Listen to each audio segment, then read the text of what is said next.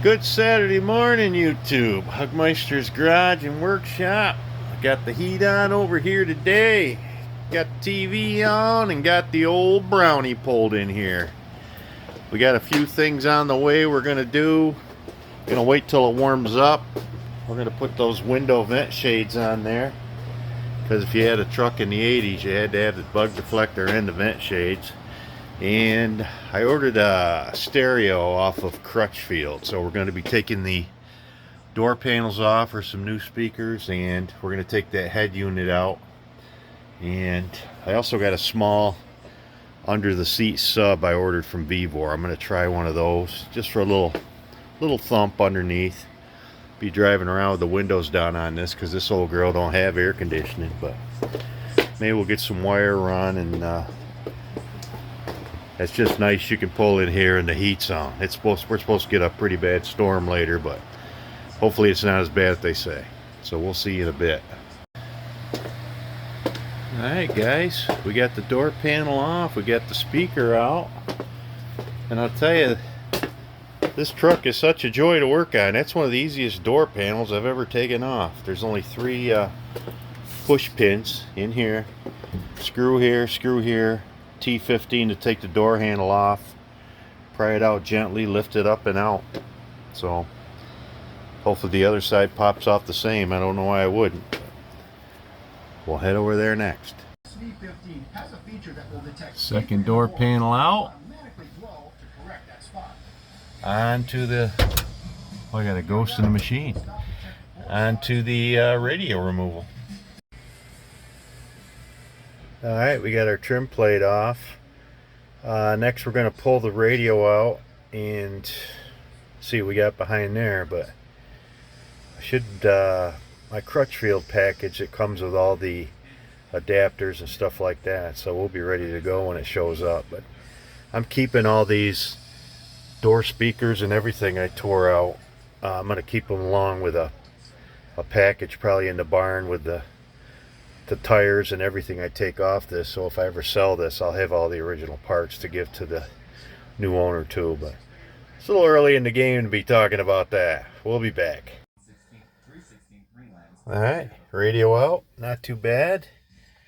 Our adapters from Crutchfield ought to snap right into those, and we should be all set in here as far as removal stuff. Maybe we'll start fishing some wires for under the seat next. Okay, now we got to run a little power wire back behind the seat for that under the seat sub. I think I could just fish it down through here, tie wrap it along the rail, and I found a knockout right there. I'm just going to drill a hole in that grommet, and I'm going to use a piece of this heavy-duty tray cable. It's number 12, 2 conductor. It's heavy-duty stuff, so it can take the environment down there. And then I got my sub cable that I have to run along with this trigger wire to turn the amp on. And I think I'm just going to fish that under the mat here with my fiberglass rod. So we'll see how we make out. Alright, we got our passenger side vent visor on. Got our power wire to our amp fished up to the floor. Got our sub signal wires and our remote turn on wire fished. We went down under the floor mat and we got those fished up into the dash. So we're about as far as we can go for now. We'll see you once the parts show up. Have a good weekend.